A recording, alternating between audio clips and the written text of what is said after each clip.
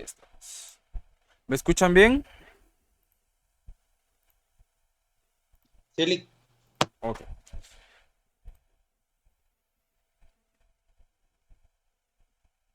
Voy a subir el volumen porque a veces no se escucha muy bien. Ok. Vamos a iniciar hoy con la NIA 320, que la NIA 320 nos habla de la importancia relativa o materialidad en la planificación y ejecución de la auditoría. La NIA 320 pues trata sobre el tema de la importancia relativa y la materialidad, ¿sí? En la auditoría, nosotros ya hemos, a lo largo del curso, hemos escuchado los conceptos de materialidad, importancia relativa, temas como incorrecciones materiales, en el, cuándo proponer y cuándo no proponer ajustes. Entonces, esta NIA es la que nos va a indicar a nosotros cómo manejar el tema de la materialidad. ¿Qué características debe de tener alguna situación o algo para que nosotros digamos, bueno, esto puede ser significativo o no, o a esto le debo poner mayor atención o no? Entonces, en la auditoría de estados financieros, su propósito o el propósito de la NIA 320 es ayudar al auditor a poder identificar qué errores o qué incorrecciones son realmente significativos, ¿sí? Y pueden influir en las decisiones de los usuarios de la información financiera de la empresa que está sujeta a la evaluación. La materialidad a nosotros nos permite enfocar la auditoría y las áreas más importantes y de mayor riesgo porque nos ayuda a optimizar tiempo y nos ayuda a optimizar recursos durante el trabajo de auditoría. Básicamente la NIA 320 busca que nosotros concentremos nuestro trabajo en los errores que realmente afectan la razonabilidad de los estados financieros, ¿sí? Entonces, cuando hablamos de la NIA 320, su propósito es establecer cómo debe aplicarse la materialidad o la importancia relativa, ¿sí? Durante el proceso de planificación y durante la fase de ejecución de la auditoría de estados financieros. Entonces, la materialidad funciona como un criterio que nos ayuda a poder determinar qué errores o qué incorrecciones podemos considerar realmente importantes dentro de los estados financieros. Eso es muy fundamental porque no toda diferencia contable que nosotros vayamos a encontrar tiene la misma relevancia ni afecta de igual forma las decisiones de los usuarios de la información financiera. Por ejemplo, una variación o una diferencia que nosotros encontremos en el tema de los inventarios no va a ser la misma o no va a tener el mismo impacto o efecto que una variación que encontremos en el efectivo o en los bancos. Pueden que las dos tengan una importancia relativa alta, pero el impacto es diferente porque uno puede ser físico y el otro puede ser únicamente financiero, ¿sí? Solo déjenme aceptar acá, compañero. Ahí estamos. ¿Van conmigo acá? Entonces, gracias a la materialidad, nosotros podemos enfocar la auditoría a las áreas más relevantes y con mayor impacto económico y de esa forma el trabajo se realiza de manera más eficiente, concentrando los procedimientos en cuentas o en transacciones o en saldos donde existe una mayor posibilidad de que un error pueda influir en la interpretación de los estados financieros. Por ejemplo, ustedes, si la empresa tiene un préstamo, ¿sí?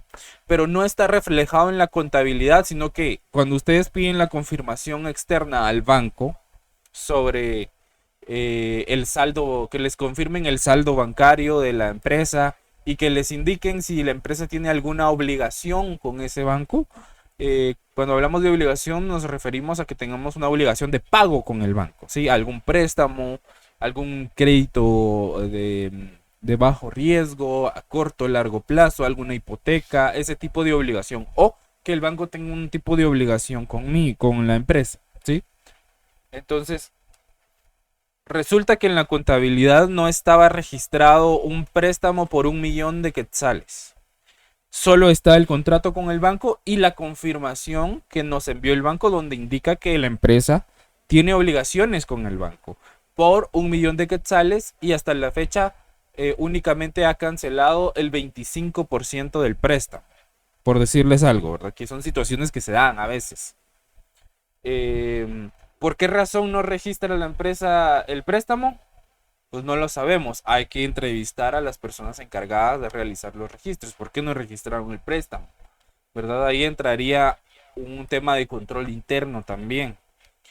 Y ahí nosotros vamos a reflejar el tema de la materialidad y de la importancia relativa. ¿Ustedes consideran que 1 millón de quetzales podría ser un error significativo en los estados financieros, que no se refleje que la empresa tiene una obligación por 1 millón de quetzales?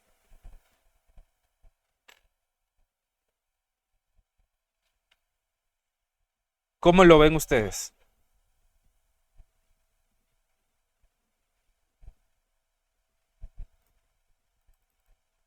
¿Ustedes considerarían que es un error grave o que puede ser un error material o un error significativo o puede ser inmaterial?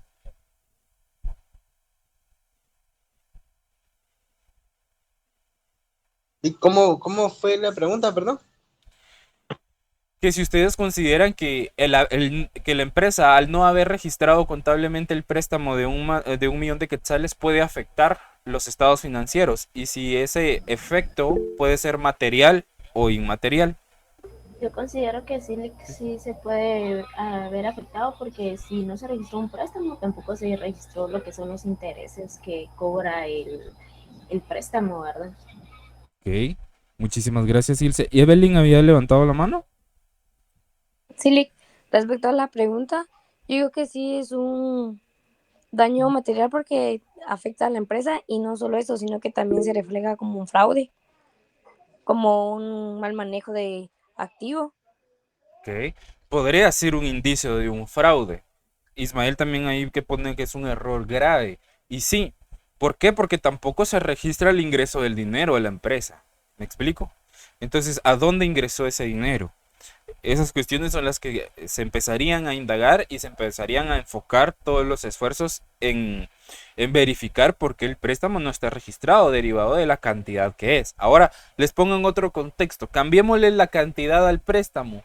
Digamos que el préstamo es de 25,000 quetzales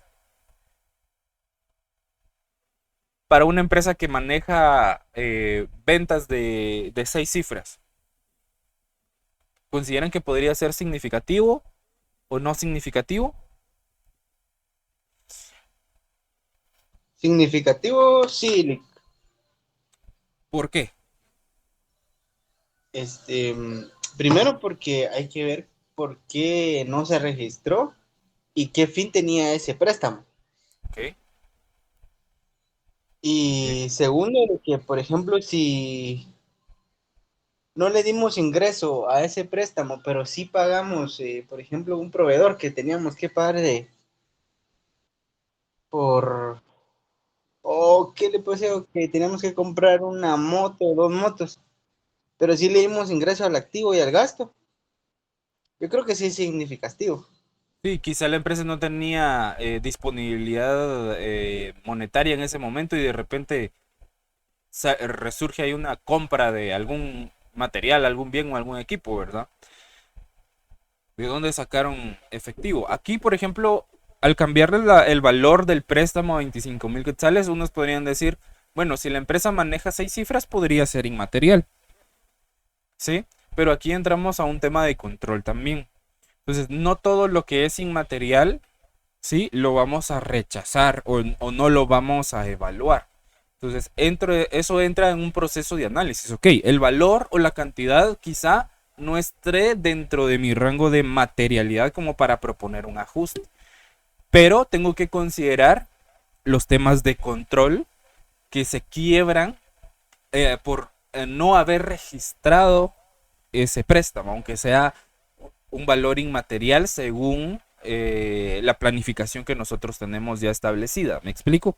Pónganle que nuestra materialidad, nosotros planificamos que íbamos a proponer ajustes de 100,000 quetzales en adelante, ¿sí? Porque hicimos el análisis vertical y horizontal de los estados financieros, establecimos los valores relativos de cada rubro y determinamos que el rubro más importante son los activos. Entonces, del total de activos yo voy a determinar el 5% o el 3%, dependiendo del criterio profesional del equipo de auditoría, de materialidad, y resulta que ese 3% son 100,000 quetzales. Entonces yo voy a proponer ajustes únicamente de 100,000 quetzales en adelante. Ok. Ese valor de 25,000 estaría bajo el valor de mi materialidad para proponer un ajuste. ¿Sí? Pero aquí entra en análisis. Ok, es un préstamo. No se está registrando una obligación que la empresa tiene. No se está dando ingreso al dinero. ¿Sí? Eso podría ser un indicio de un fraude porque podrían estar usando el nombre de la empresa para poder sacar préstamos y luego no pagarlos. Podría ser una opción, ¿verdad? Como dicen en auditoría, hay que pensar mal y acertarás.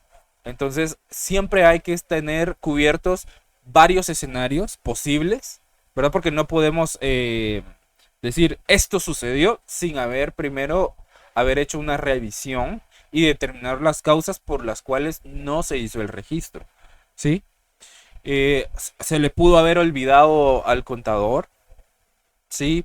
O los dueños o la asamblea de accionistas que pidió el préstamo no pasó la información a contabilidad y ellos ni siquiera sabían del préstamo, ¿ya? O algún socio de la empresa utilizó el nombre de la empresa porque como él era el representante legal, él podía ir al banco, firmar documentos para sacar un préstamo y lo sacó a nombre de la empresa, pero no lo reportó porque realmente era un préstamo personal que a él por el valor no se lo daban. Son cuestiones que suceden, ¿sí? Que se dan y se dan mucho. Ustedes se sorprenderían la cantidad de, de situaciones que se pueden encontrar cuando se evalúa o cuando se hace una evaluación completa de estados financieros.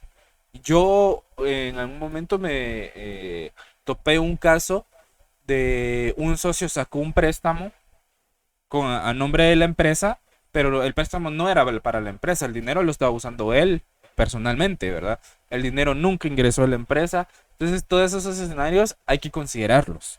¿Qué efectos puede tener en los estados financieros, ¿verdad?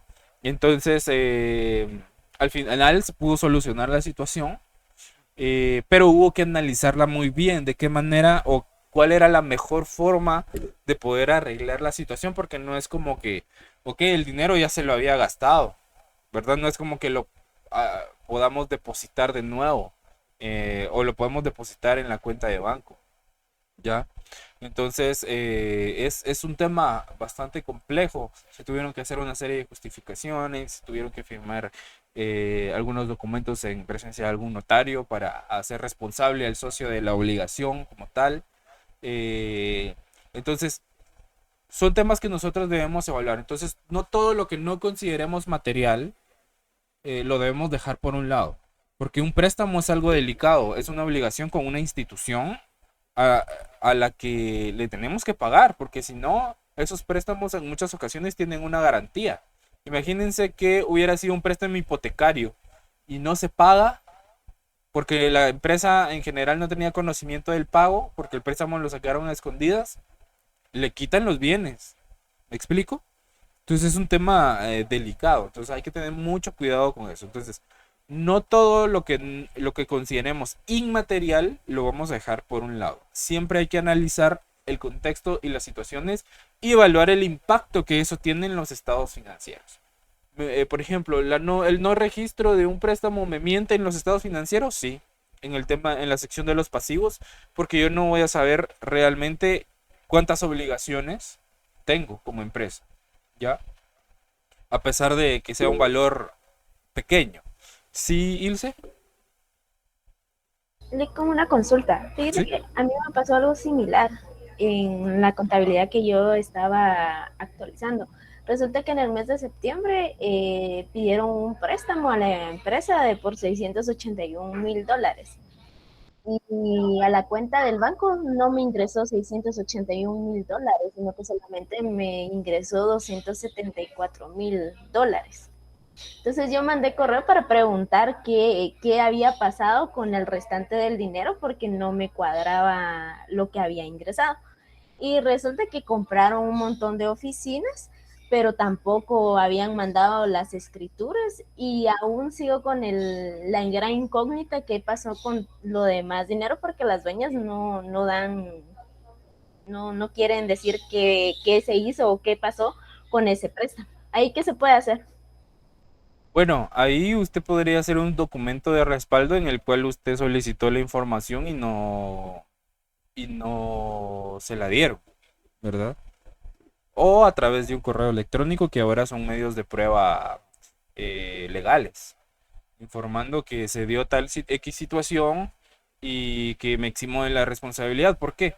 Porque si usted es la contadora registrada de la empresa, si hay una evaluación de SAT, a la primera que le van a caer es al contador. ¿Ya? Somos los primeros que tenemos responsabilidad sobre los registros. Después se van a traer el representante legal de la empresa. Entonces, ahí lo correcto es, bueno, compraron esos inmuebles, ok. Bueno, registrémoslos, ¿verdad? Para poder justificar el préstamo que se realizó. Porque algunos lo que hacen es de que los compran bienes personales utilizando la empresa para obtener ese financiamiento, ¿ya? Y eso no se puede hacer así. Lo que tendrían que haber hecho es que, ok, vamos a usar la empresa para sacar un préstamo, pero los bienes tienen que estar a nombre de la empresa, ¿ya?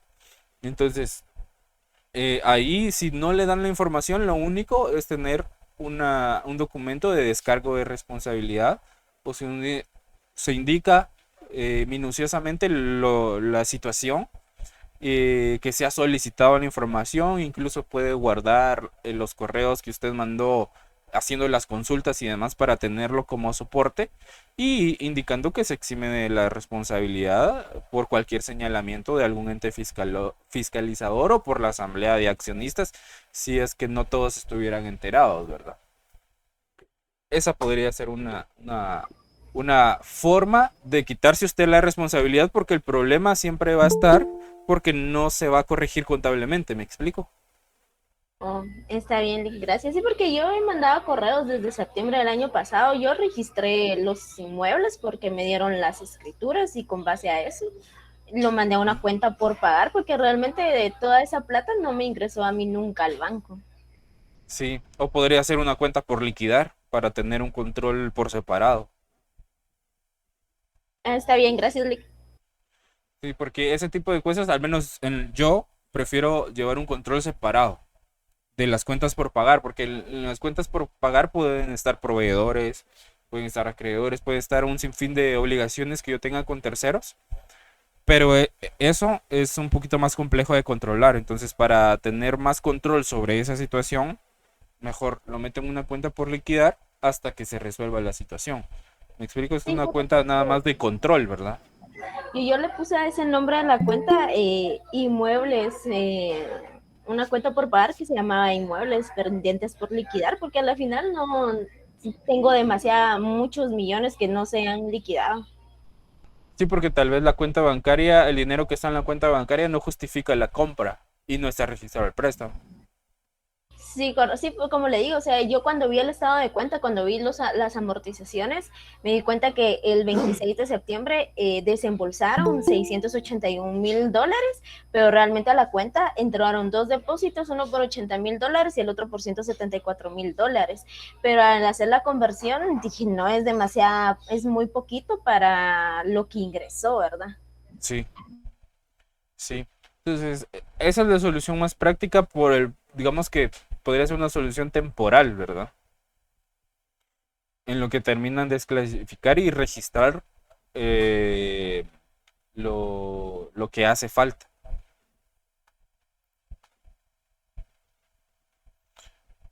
¿Alguien más había levantado la mano?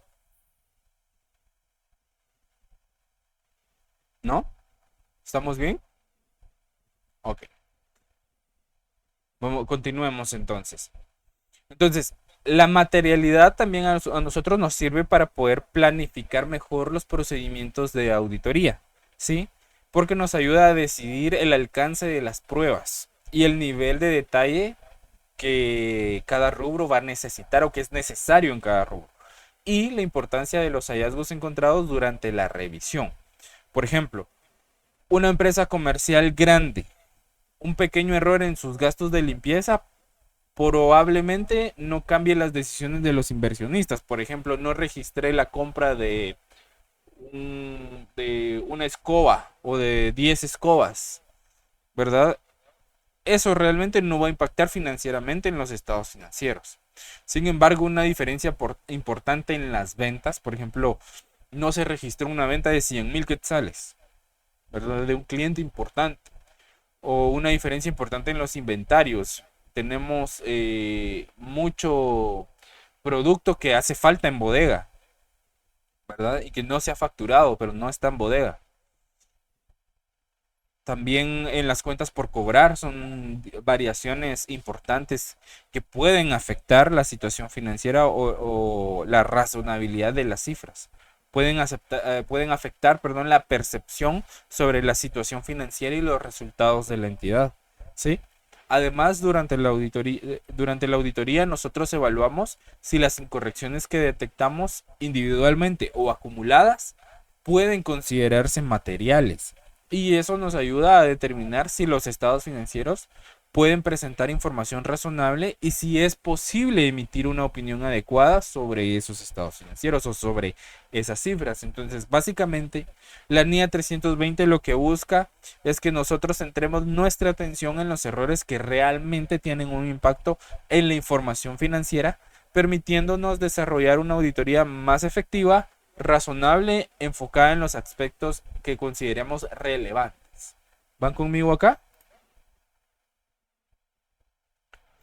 Ahora, en cuanto al alcance de la NIA 320, este nos establece que la materialidad se debe aplicar durante toda la auditoría de estados financieros, tanto en la etapa de planificación como en la ejecución de los procedimientos. Entonces, desde el inicio, la materialidad nos ayuda a identificar cuáles son las áreas más significativas de la entidad, ¿sí?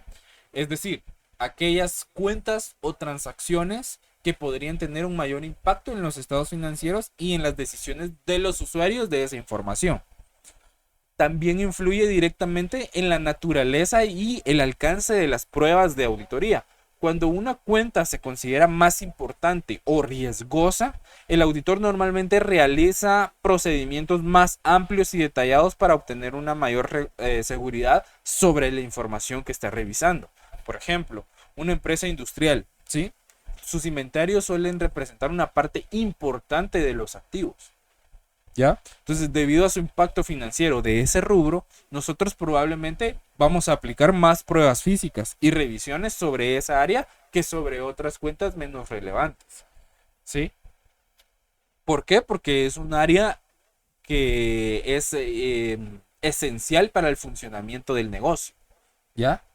Es lo que les genera los ingresos, los productos que venden o que fabrican, ¿me explico?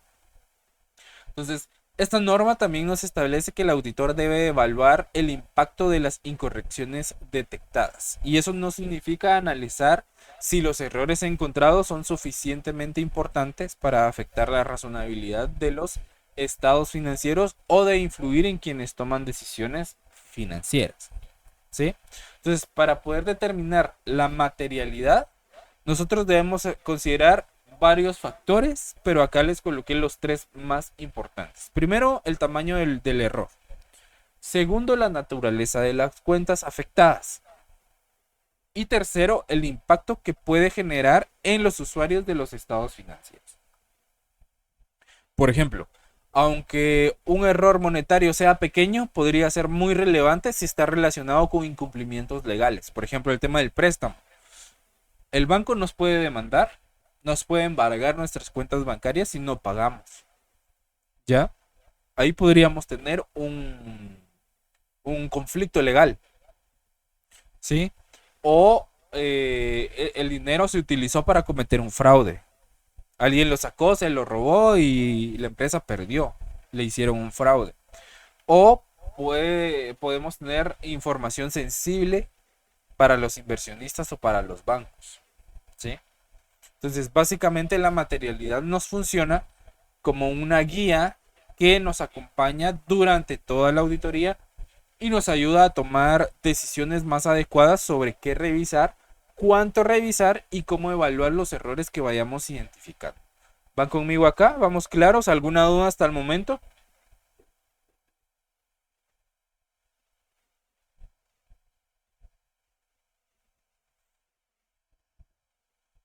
¿Vamos bien?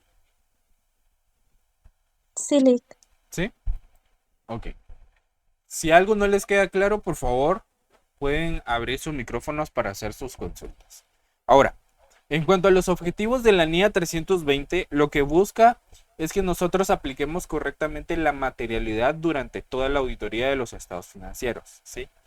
Nos permite enfocar el trabajo en los aspectos que realmente pueden afectar la razonabilidad de la información financiera. Suena repetitivo, pero es necesario estarlo repitiendo constantemente para que vayamos relacionando el tema de la materialidad, lo significativo, lo importante, los errores que nosotros consideremos que son materiales que pueden afectar la razonabilidad de las cifras, ¿sí? Para que vayamos haciendo nosotros nuestro análisis mental.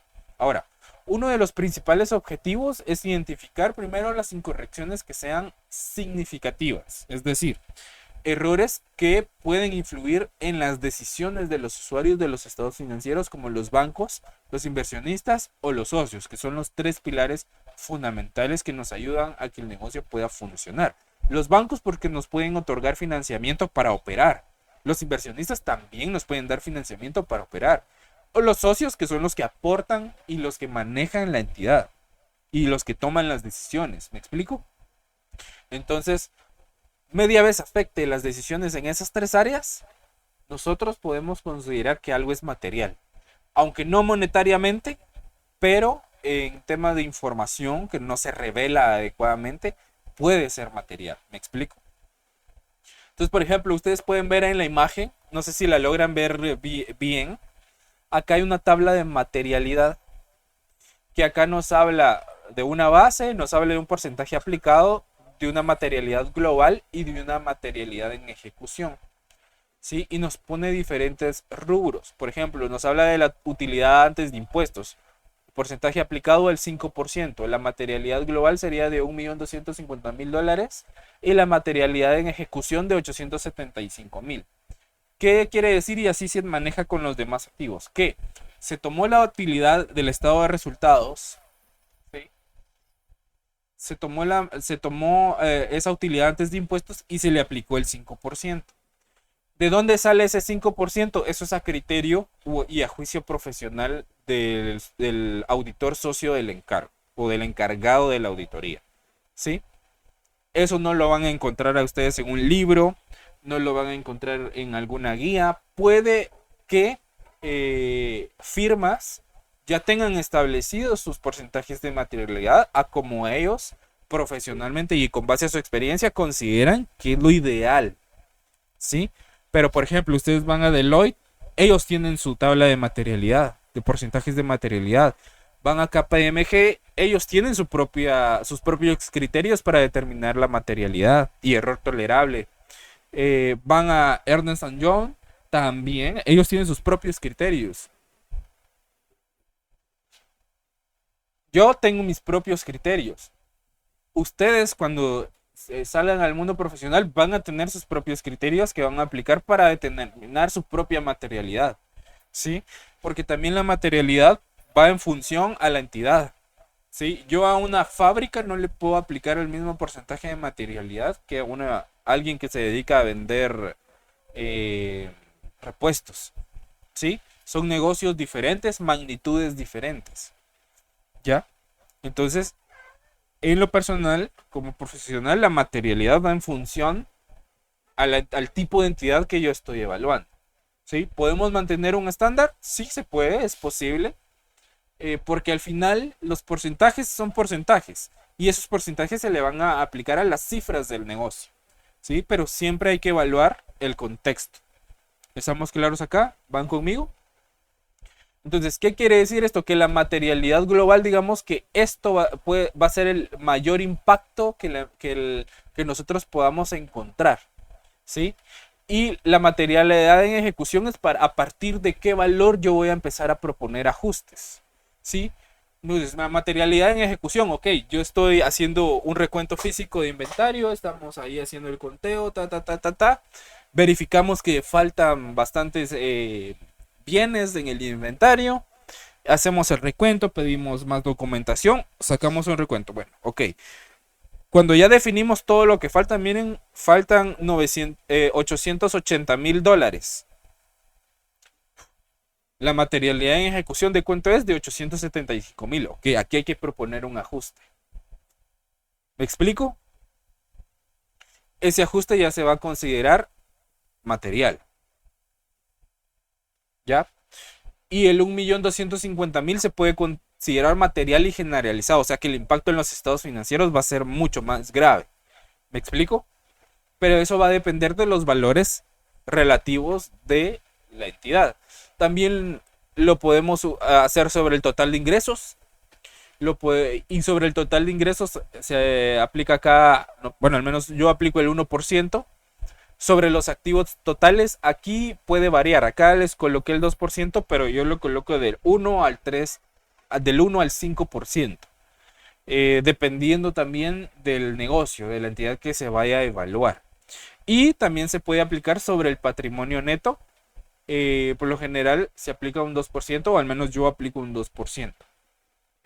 Ahora, les voy a un poquito aquí y les quiero mostrar una tablita. Que esta es una tabla como estándar, que no es como oficial, pero no sé si la logran visualizar.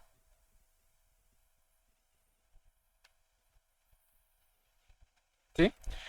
Algunas firmas o algunos auditores utilizan esta tabla que se llama benchmark, que da como porcentajes estándar para aplicar la materialidad. Aquí le llaman medida razonable, pero en realidad es para aplicar la materialidad, para definir qué va a ser material y qué no. Y para definir qué va a ser material, por ejemplo, hay 3 niveles: inmaterial, material y material y generalizado. Si es inmaterial, digamos, si la mayoría de errores que nosotros encontramos, si es inmaterial, nosotros podemos dar un tipo de opinión. ¿Sí? Podemos dar una opinión con salvedad. ¿Sí? O sea, todo está bien a excepción de X cosa. Entonces, esa es una salvedad. Si es material, nosotros ahí ya la pensamos en dar una opinión negativa. ¿Sí? O sea, la empresa tiene XXX, este y este error, por esta y esta razón, por lo cual se considera material y se da este tipo de opinión.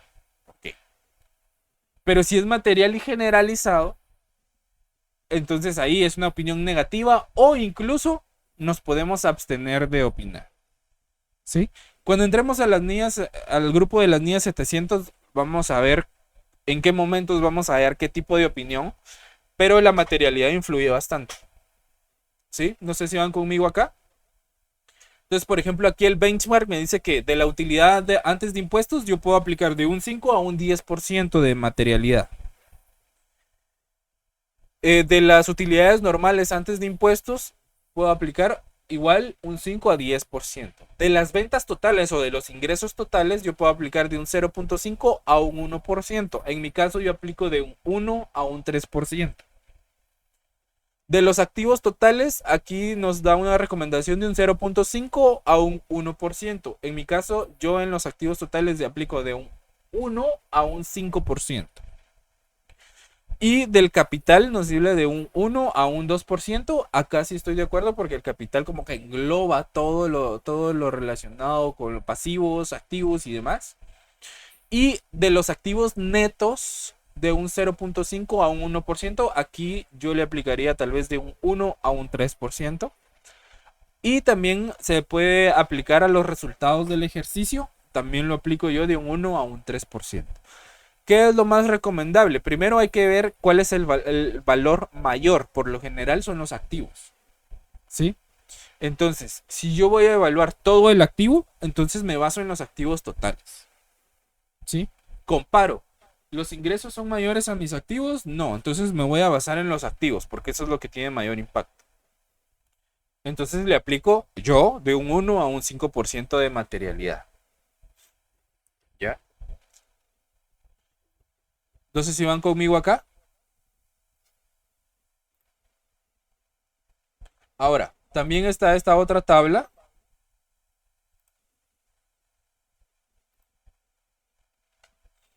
que es similar.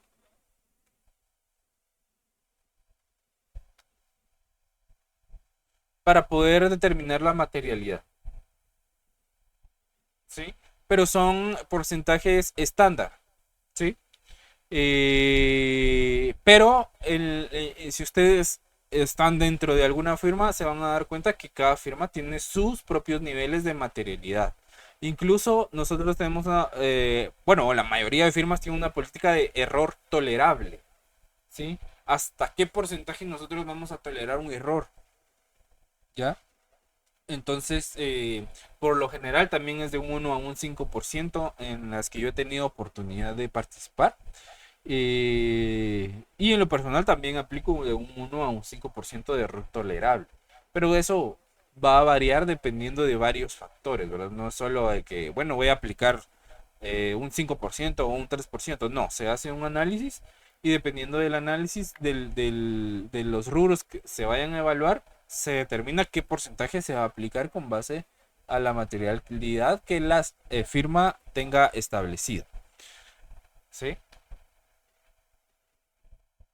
Yo creo que tengo por aquí, vamos a ver si les puedo mostrar. Vamos a ver.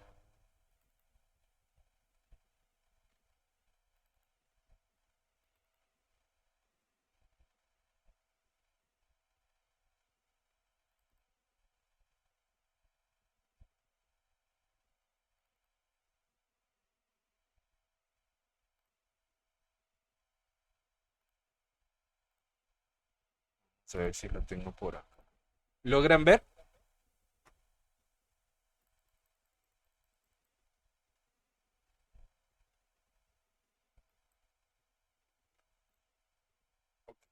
Este es un Excel de una auditoría de estados financieros completa.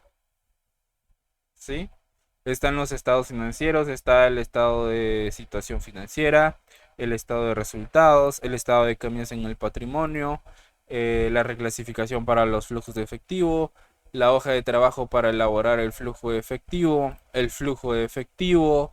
las notas, los cuadros para las notas a los estados financieros. Y desde aquí empieza las cédulas.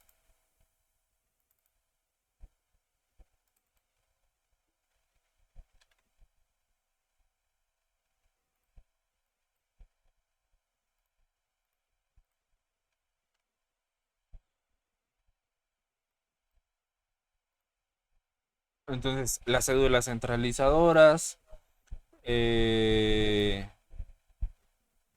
los activos, de los pasivos, los ajustes y reclasificaciones. Acá como se manejó impuestos sobre la renta diferido, hay una base financiera de ajustes y hay una base fiscal. La base financiera es con base a las NIF y la base fiscal es con base a la ley de actualización tributaria porque era una auditoría con doble propósito. Pero yo creo que no lo tengo acá. Acá está. Por ejemplo, esta es el análisis para formarse una opinión de auditoría. En mi caso lo hago de esta manera, pero es la forma básica que yo le muestro a estudiantes del curso de auditoría 3, por ejemplo, o lo que yo evalúo en un examen privado, ¿sí? Pero está basado en una auditoría real. Entonces, se hizo todo el proceso de la auditoría, se tienen todos los papeles de trabajo, se hicieron las pruebas, se propusieron los ajustes y demás. Y aquí se ven dos escenarios. Cuando aceptan los ajustes y cuando no aceptan los ajustes, porque la empresa puede decir, bueno, yo no estoy de acuerdo con los ajustes que el auditor está proponiendo y entonces no los vamos a hacer. Ok, entonces ahí va a cambiar nuestra opinión, pero se debe de analizar. Entonces, por ejemplo, aquí dice, hemos concluido la auditoría de estados financieros al 31 de diciembre de 2019 y en el análisis de la opinión se presenta a continuación. En la opción 1, sí se aceptaron los ajustes, la empresa estuvo de acuerdo, van a realizar los ajustes que se propusieron y entonces, considerando que sí se aceptaron los ajustes, la opinión es no modificada. O sea, una opinión limpia, favorable u opinión limpia, con base a la NIA 700 en su párrafo 16.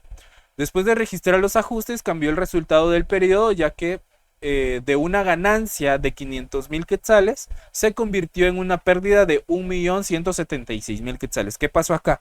Ellos tenían registrada una ganancia de 500,000 quetzales, pero al realizar la auditoría y al proponer todos los ajustes, no les daba una utilidad. Tenían una pérdida de 1.000.000 de quetzales, o sea, ellos estaban reportando 500,000 quetzales más, ¿ya? De cuestiones que, por ejemplo, aquí se les puso un caso muy específico. Por ejemplo, hicieron todo el proceso de auditoría, pero el caso más complejo era cuando iban a medir las cuestiones legales. Por ejemplo, tenían una demanda laboral, la empresa tenía una demanda laboral y se tenía que pedir una confirmación del caso al abogado de la empresa. Y el abogado tenía que hacer un análisis, se le pedía un análisis y que indicara si era probable que se puede ganar o que se pudiera perder. Entonces, dependiendo de lo que diga el abogado, si se gana, si es posible ganar, bueno, entonces no se toca nada hasta que se gana el juicio.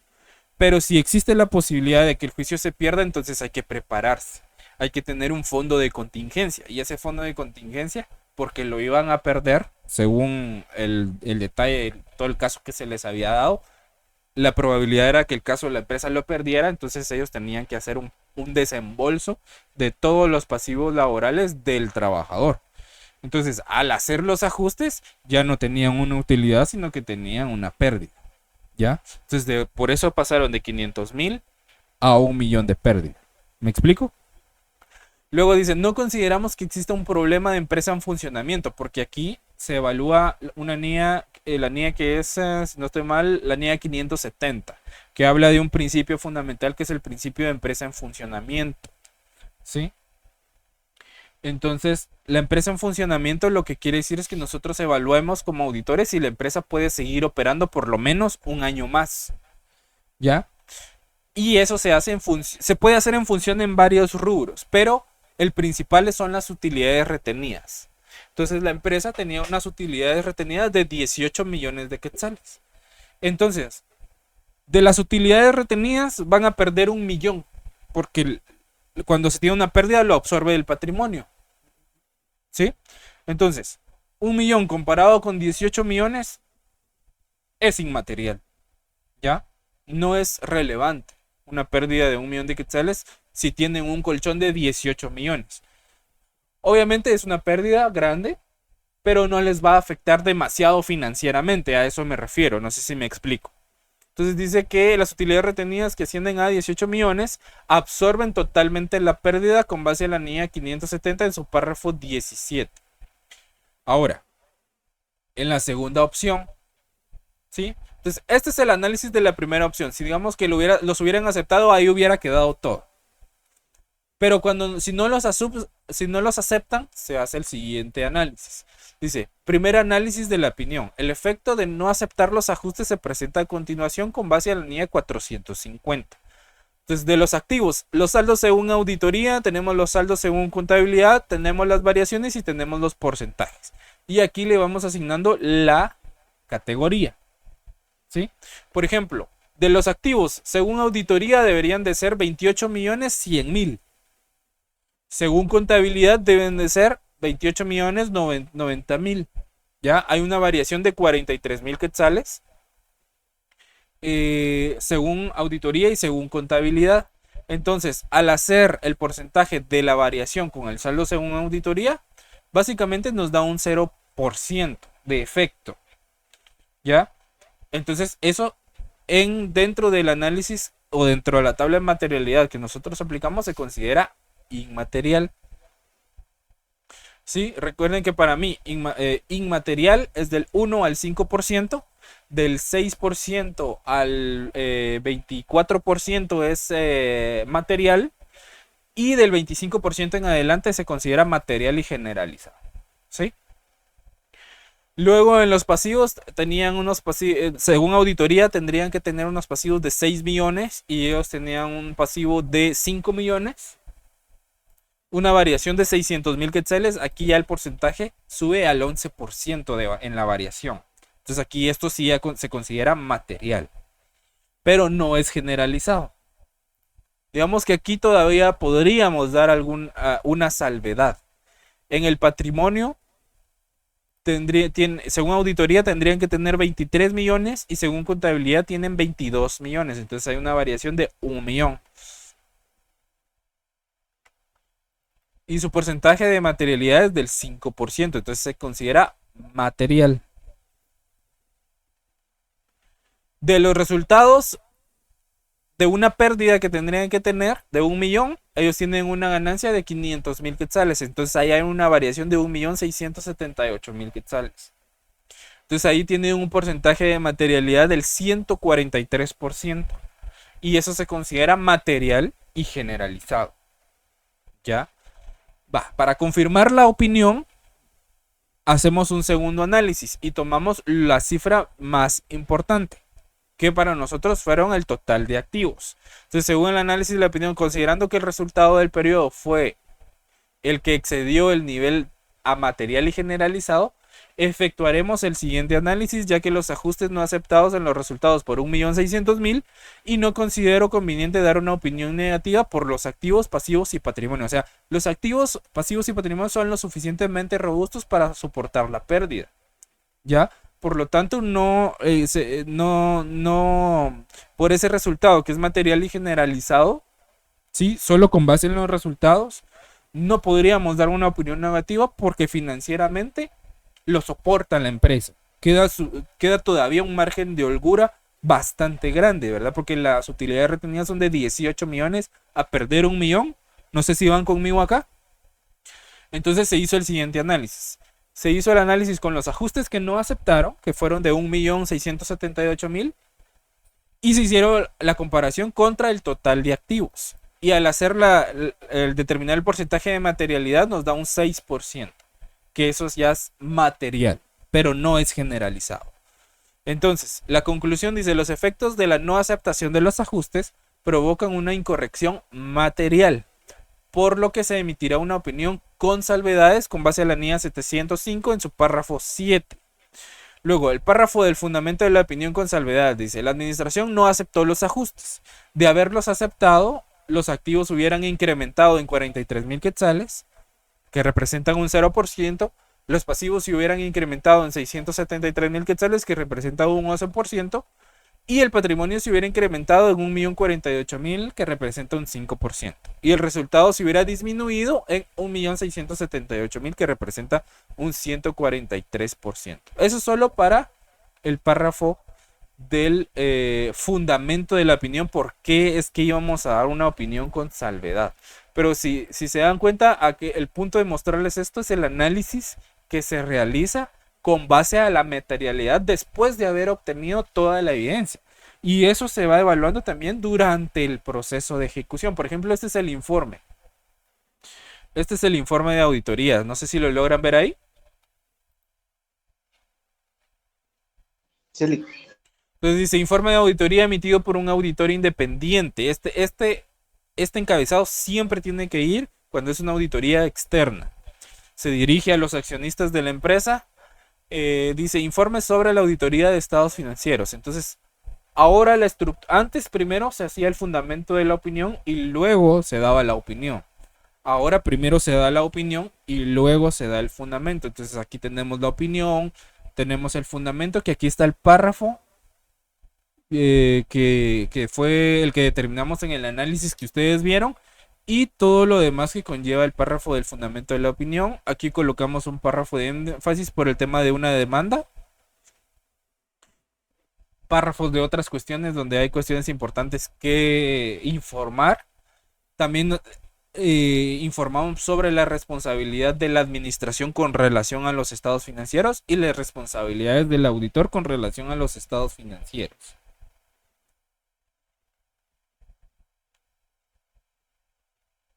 Y la firma, ¿verdad? Y se adjuntan los estados financieros con sus notas, el juego completo y las notas de los estados financieros completas. ¿Sí? Se ve poco, es un informe de 19 páginas para una auditoría que duró 3 meses aproximadamente, 2 meses y medio. ¿Ya? Que aquí para efectos didácticos pues, se les cambió el nombre, se cambiaron cantidades, se cambiaron los nombres de los proveedores y demás, pero por ejemplo en un privado yo planteo casos que pues se puedan encontrar en la vida real, ¿verdad? Y es un caso que lo tienen que resolver en 5 horas. Entonces, por ejemplo, cuando doy auditoría 3 o a los que les he dado auditoría 3, vamos viendo rubro por rubro. Entonces no miramos una auditoría completa, sino que lo miramos de manera individual. Entonces ahí al momento de dar una opinión, no lo hacemos con las NIA 700, sino que lo hacemos con el grupo 800, ¿verdad? Que ya es un informe específico para un rubro o para un elemento de los estados financieros, ¿verdad? Solo voy a evaluar activos y lo demás no. Solo voy a evaluar pasivos o solo voy a evaluar resultados. ¿Me explico? Entonces, ahí es donde entra también el tema de la interpretación de las normas. ¿Van conmigo acá? No sé si les queda un poquito más claro el tema de la materialidad ya viendo algo práctico.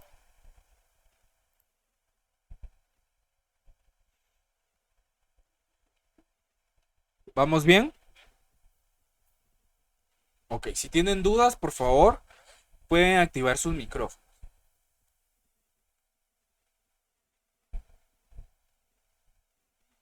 Ok.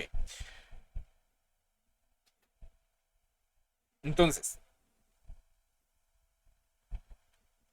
esta norma también nos ayuda a que los procedimientos de auditoría se concentren en las áreas más críticas, ¿sí? De esa manera, nosotros dedicamos más atención a cuentas o transacciones con mayor impacto financiero y con un mayor nivel de riesgo. Por ejemplo, una empresa de construcción, ¿sí? Los contratos y los costos de los proyectos suelen manejar montos muy elevados, dependiendo del tipo de proyecto, y estimaciones bastante complejas, materiales, planos, entre otros, ¿sí? Licencias, trámites y demás. Por lo que nosotros probablemente vamos a enfocar más pruebas en esas áreas que en los gastos administrativos menores, por ejemplo, ¿sí? Otro objetivo importante es el reducir el riesgo de auditoría. ¿Se recuerdan cuál es el riesgo de auditoría? El riesgo de auditoría es el riesgo de emitir una opinión equivocada, ¿sí?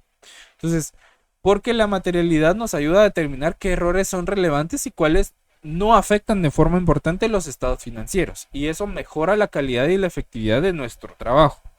Además, la NIA 320 busca que nosotros podamos evaluar correctamente los errores detectados y analizar su impacto financiero, tanto en forma individual como acumulada.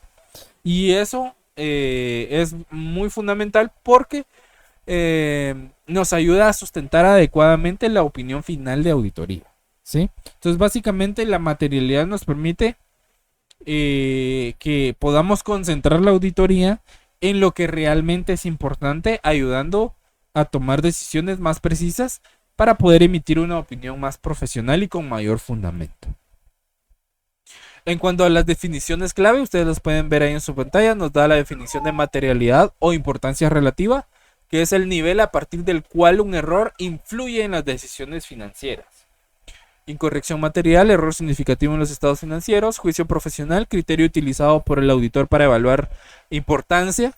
Usuarios de los estados financieros son las personas que toman decisiones con la información financiera, y aquí está la idea clave de las definiciones. En la norma pues van a poder encontrar muchas más definiciones también. En cuanto a los requerimientos de la NIA 320, esta nos establece cómo debemos aplicar la materialidad durante toda la auditoría de los estados financieros, ¿sí? uno de los principales requerimientos es determinar los niveles de materialidad, que eso lo hacemos desde el proceso de planificación. Entonces, eso nos permite definir errores que podrían considerarse importantes dentro de los estados financieros y cuáles no tendrían un impacto relevante. Pero eso durante el proceso de ejecución puede ir cambiando, ¿verdad? Conforme vayamos desarrollando la evaluación.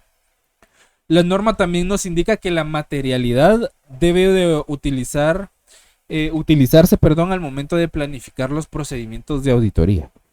Es decir, nos ayuda a decidir qué áreas requieren mucha más atención, qué áreas requieren muchas más pruebas y qué pruebas van a ser necesarias y cuánto alcance van a tener los procedimientos que vamos a aplicar.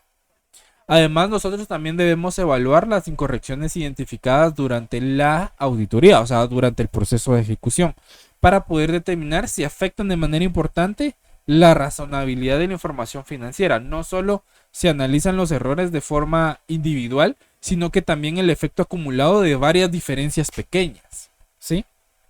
O sea, un grupo pequeño de errores también se tiene que evaluar qué impacto tiene al final del proceso de la auditoría. Por ejemplo, una empresa de servicios, ¿sí? Puede existir un pequeño error en diferentes cuentas de gastos. Individualmente quizá no parezca relevante, pero al acumularse podrían generar un impacto importante en los estados financieros, ¿sí?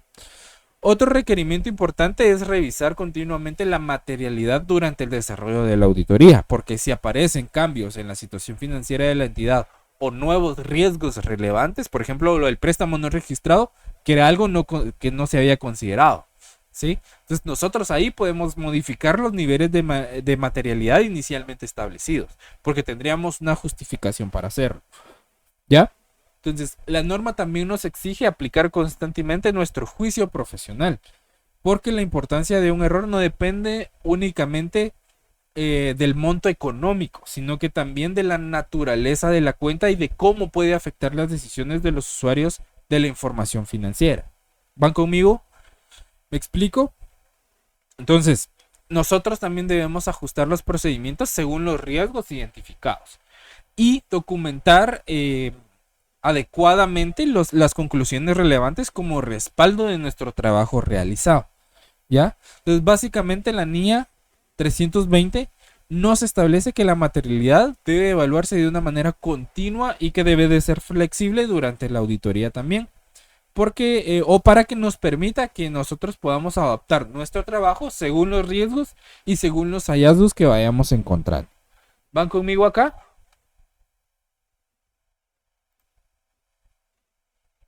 ¿Dudas hasta el momento? Ok. Entonces, si ustedes pueden ver acá, hay una pequeña infografía donde detalla el proceso de la determinación de la importancia relativa o de la materialidad, ¿sí? Tanto en la planificación como en la ejecución de la auditoría. Entonces, la importancia relativa a la materialidad en la planificación y ejecución de la auditoría, como ya sabemos, principalmente su objetivo es mostrar cómo la materialidad ayuda al auditor a poder identificar qué errores son realmente importantes dentro de los estados financieros y cómo influye en todo el proceso de auditoría. Entonces, la imagen está organizada en varias secciones que explican el concepto, explican el proceso de aplicación e impacto de la materialidad, ¿sí?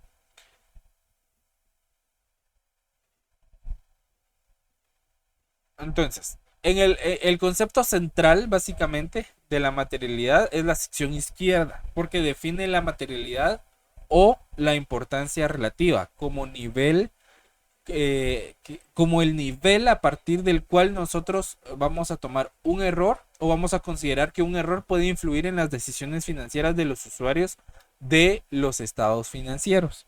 Y eso significa que no todos los errores tienen el mismo impacto. Algunos pueden ser pequeños y no afectar decisiones, mientras que otros sí pueden cambiar la percepción sobre la situación financiera de la empresa. Por ejemplo, si una empresa presenta un error pequeño en gastos administrativos, probablemente no nos va a afectar a los inversionistas ni a los bancos. pero un error importante en ingresos o en las utilidades sí podría influir las decisiones de financiamiento o de inversión.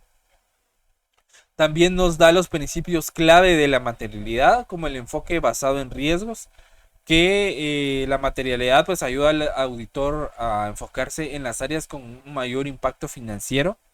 También nos da principios clave como el juicio profesional, que nosotros ahí utilizamos experiencia y criterio profesional para determinar qué errores son importantes. También la flexibilidad, porque la materialidad puede enfocarse durante la auditoría y si aparecen nuevos riesgos o información relevante se puede modificar o puede surgir alguna modificación. También tenemos el impacto en los usuarios, que la información o lo importante es cómo la información afecta las decisiones de quienes utilizan los estados financieros. Y la documentación, que las decisiones relacionadas con la materialidad deben de quedar documentadas como respaldo del trabajo del auditor, como el documento que les mostré, donde se hizo el análisis de la opinión y se intervino con los temas de materialidad. Entonces, el proceso de aplicación de la materialidad está en la parte central, que nos muestra cómo se utiliza la materialidad durante la auditoría. Primero, nos da la planificación de la auditoría. Aquí nosotros definimos inicialmente la materialidad, sí, que incluye la evaluación preliminar del riesgo, la identificación de las áreas críticas y la definición de niveles de materialidad. Y eso nos sirve como base para organizar el trabajo de auditoría. El segundo paso es la evaluación de los riesgos, porque nosotros analizamos riesgos relacionados con el riesgo inherente, el riesgo del control, el riesgo de fraude o otros riesgos que podamos considerar significativos. Por ejemplo, una empresa tecnológica puede existir un riesgo de manipulación de ingresos mediante sistemas informáticos, por ejemplo. ¿Ya? Ese es un riesgo que debemos valorar. Ahora, el tercer paso es ya en la ejecución de la auditoría, porque acá se aplican procedimientos de auditoría, se aplican pruebas, procedimientos analíticos, muestreos, obtención de evidencia. Entonces la materialidad nos ayuda a decidir cuánto revisar y qué procedimientos aplicar. Y en cuanto a la evaluación de incorrecciones, aquí se analiza los errores detectados.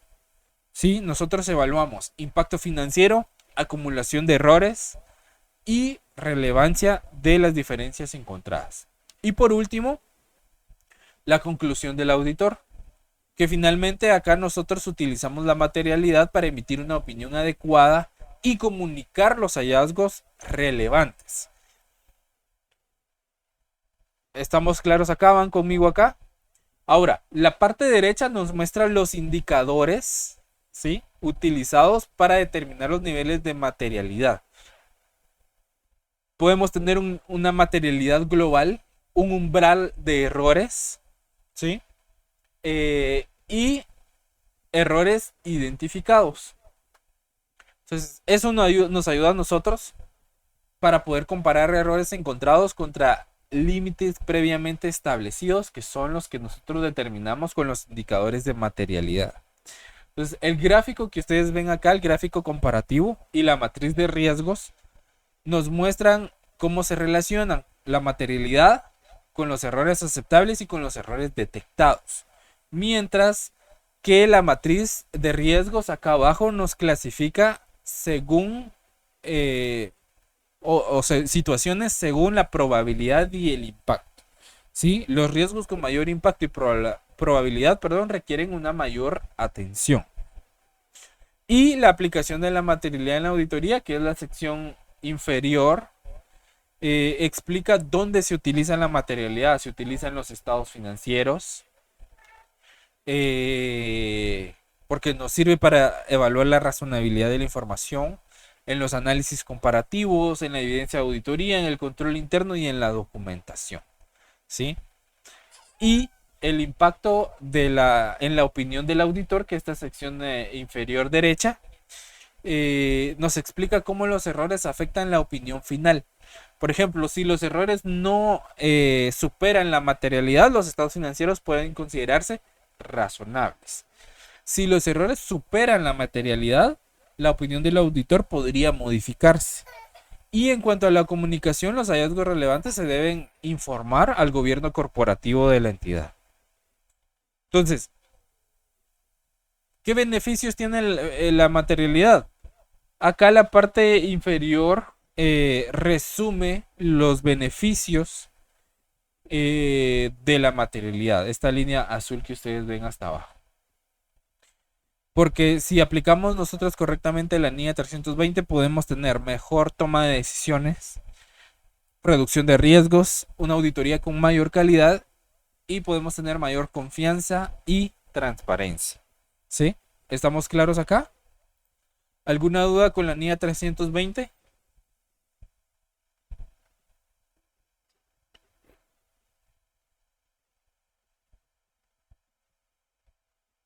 ¿Dudas? ¿Comentarios?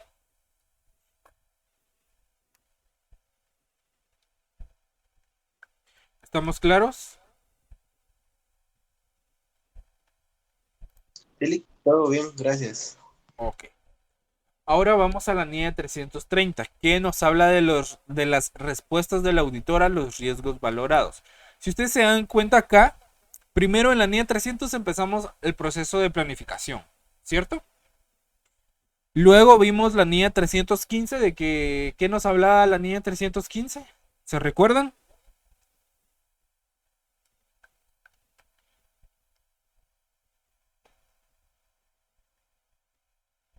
¿Se recuerdan de qué nos hablaba la NIA 315?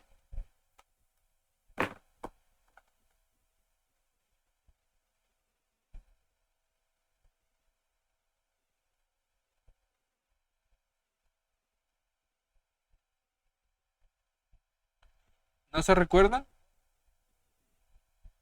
Hablaba sobre la responsabilidad del auditor en cuanto a los riesgos. No. No, la NIA 315 nos habla de la identificación de riesgos, ¿sí? Entonces, vamos, la NIA 300, planificación. La NIA 315 nos habla de identificación de riesgos, ¿sí? ¿De qué nos habla la NIA 320? De la materialidad en función a los riesgos identificados, ¿ya? O sea que primero planificamos, luego identificamos los riesgos, establecemos nuestra materialidad y ahora evaluamos las respuestas del auditor a los riesgos que identificamos y con base a la materialidad que determinamos. ¿Ven cómo viene la secuencia de las normas? Entonces, no son normas que son, bueno, esta norma está aislada de la otra, no. Todas las normas tienen relación entre sí. Si ustedes ven en los pies de páginas de la norma, siempre los va a dirigir a otra norma. Bueno, este concepto lo puede encontrar en otra norma, este criterio lo puede encontrar en X norma, atrás o adelante, etcétera. ¿Ya? Entonces todas tienen relación. Aunque nosotros no apliquemos una, siempre va a estar relacionada de alguna u otra forma o de manera indirecta. ¿Sí? Ahora, la NIA 330 aborda las respuestas del auditor a los riesgos valorados durante la auditoría de estados financieros. Esta norma establece cómo debe actuar el auditor después de identificar y evaluar los riesgos mediante la aplicación de la NIA 315. ¿Sí? Su objetivo es que nosotros diseñemos y apliquemos procedimientos adecuados para poder responder a los riesgos detectados, obteniendo evidencia suficiente y adecuada que respalde nuestras conclusiones. Entonces, la NIA 330 también relaciona los riesgos identificados con las pruebas de auditoría que se van a realizar. ¿Qué significa esto? Significa que mientras mayor sea el riesgo, más riguroso debe de ser el procedimiento aplicado por el auditor. ¿Me explico? Por ejemplo, si un auditor identifica alto riesgo de fraude en las ventas electrónicas, en la página en línea, por ejemplo, probablemente va a realizar pruebas adicionales sobre la facturación, sobre registros en el sistema o sobre confirmaciones de transacciones con los clientes. ¿Ya? Entonces, básicamente la NIA 330 busca que la auditoría responda de manera adecuada a los riesgos identificados, permitiendo desarrollar un trabajo más efectivo, confiable y basado en evidencia. ¿Estamos claros acá? Ahora, acá en la respuesta de los riesgos valorados,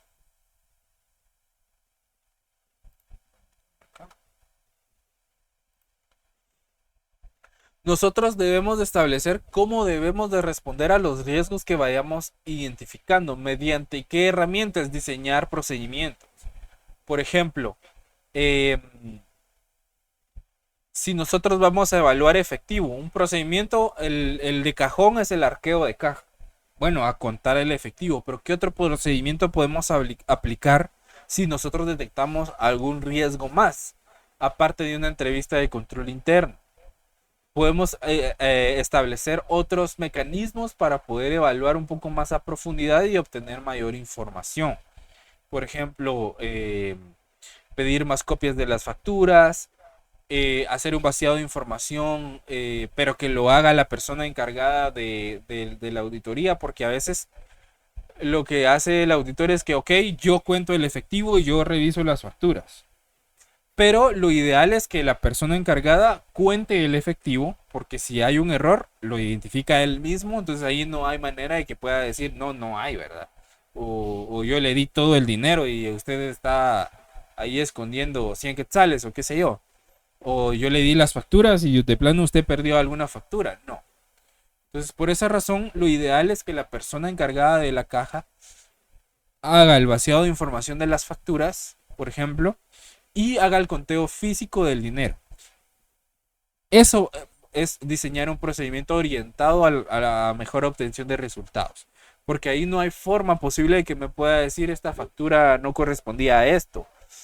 Pero usted la está incluyendo, ¿verdad? Entonces, diseñar esos procedimientos que sean adecuados o acordes a lo que necesitamos para valorar los riesgos o para poder darle respuesta a los riesgos que ya hayamos identificado.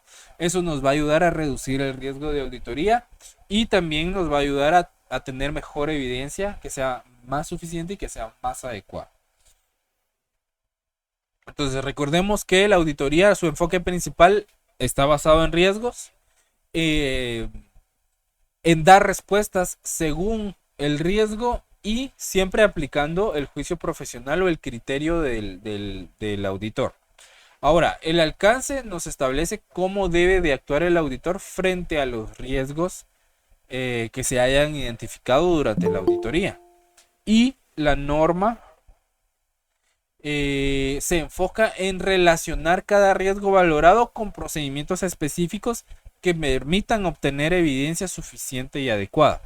Eso significa que después de identificar riesgos importantes, nosotros debemos decidir qué tipo de pruebas vamos a aplicar y qué nivel de revisión va a ser necesario. Mientras mayor sea el riesgo detectado, más sólidos deben de ser nuestros procedimientos de auditoría. ¿Estamos claros acá?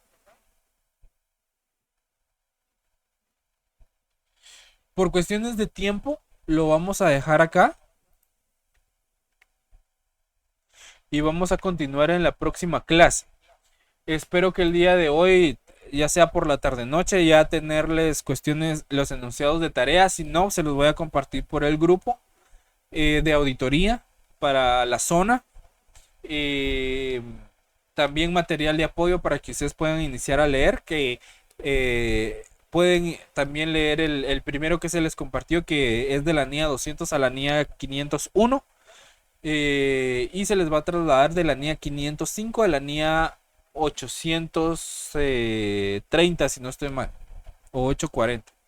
Entonces, para que ustedes tengan el material para la evaluación. También recuerden que van a tener una tarea para elaborar una planificación de auditoría, se les va a dar información y ustedes deben de seguir la estructura que se les va a compartir, el ejemplo que se les mostró en la clase anterior, para que estén pendientes. Entonces, ¿alguna duda al respecto? ¿No? ¿Estamos claros? Ok. Entonces, por favor, los voy a molestar que puedan encender su cámara para la asistencia.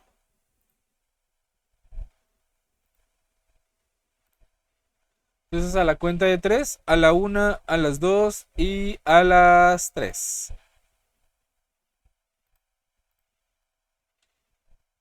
Déjenme tomar una más. Voy a compartir esta.